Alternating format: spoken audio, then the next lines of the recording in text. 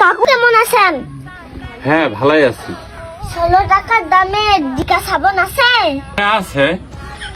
16 টাকার ডিকা সাবানের দাম কয় টাকা? 16 টাকা ডিকা সাবানের দাম 20 টাকা। আচ্ছা 2 টাকা কম নেওয়া যায় না? আচ্ছা ঠিক আছে, 2 টাকা কম দাও। সাবান নাও, টাকা নাও। আচ্ছা দাঁত ঘষা পাউডারের দাম কয় টাকা?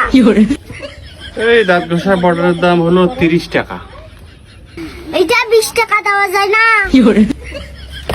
হ্যাঁ চাও তুই থেকে পালাতো। দোকান করিবার মন চাইলে করে, মেলে বাড়ি যা বসে থাকি।